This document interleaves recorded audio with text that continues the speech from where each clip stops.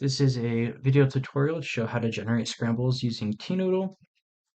This is for delegates in particular for competitions, but you can also use this at home if you just really like.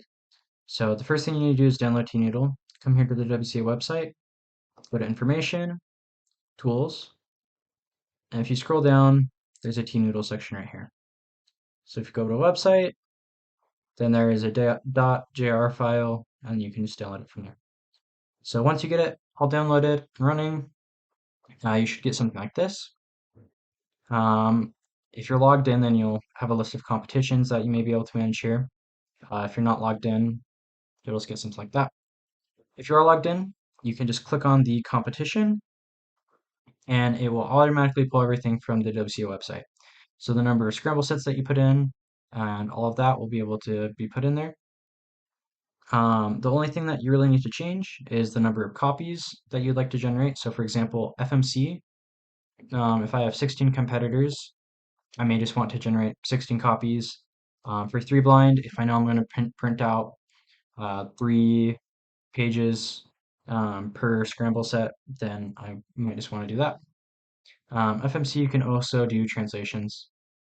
So, for example, I can do English and then Brazilian Portuguese. Um, you can come down here. The only other thing to really watch out for is multi-blind. You need to select the number of scrambles. So you usually want to make sure that you generate a sufficiently large number for everyone that is going to be competing. And after you're all done with that, all you need to do is click Generate Scrambles. So that will take a moment or two, and basically this will just create a bunch of like a JSON file, PDF files for all of this, and then you'll be able to download it in the form of a zip file. So one tip that I would recommend with scramble sets is I would recommend basically doing the amount you need plus at least one. So for example, clock, I actually need to change this, but let's say we're doing 2 groups for round 1 and then 1 group for round 2. That means I would need a total of 3 scramble sets. In reality, I should probably generate 4 scramble sets in total, just so that if there is the need, then we have a bunch of extra scrambles available for use. And it's clock, so that is somewhat likely to happen. Once it's ready, you can click Download Scrambles right here. You'll get a little pop-up. I already did this earlier today in a test run. So you'll be able to save that. And once you're done with that, you will want to go to the folder it's in and you'll be able to extract that. So extract it.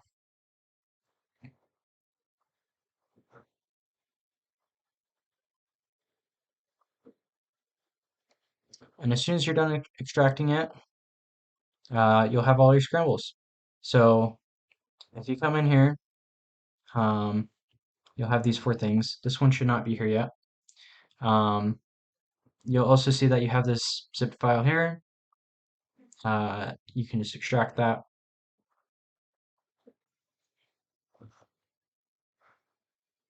And I will just close that. So a few things to look through. So this first thing is a text document. If you open it up, these are all of the Scramble passwords. So what I would recommend doing is coming in here, copying those, going to Google Keep,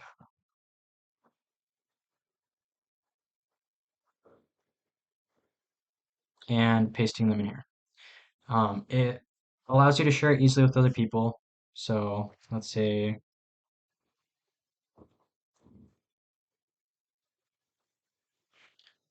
there, so you can share it with all the other delegates.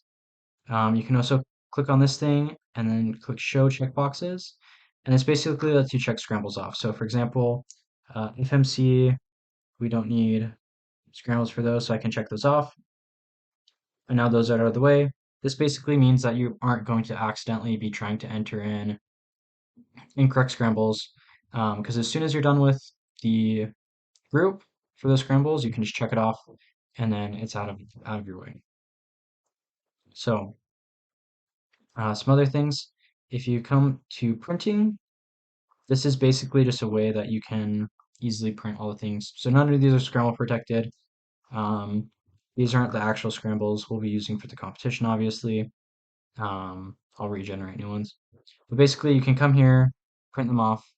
Um, that first PDF file I showed you has all the scrambles. If you go to scramble sets, you can find them individually. So there's like FMC, uh, scramble set A for round one. Um, and then there's also a special place for FMC, some additional files. So if you want to try and save on paper, you can also print out these thin strips. And then you can get a blank solution sheet here as well.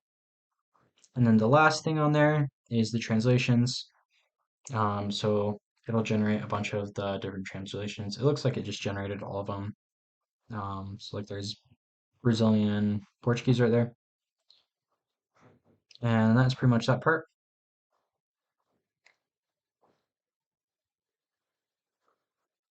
Interchange has a few things. The main thing right here is the JSON file right here. So when you are uploading your results after the competition, this is what you'll need. So do not delete this. If you delete it, then it will become a huge pain in the butt to get your results uploaded for the competition.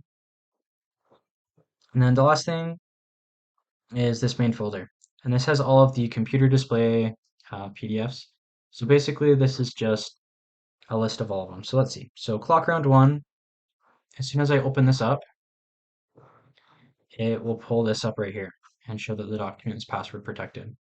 So if I go back to my Google Keep file, I already checked off clock round one,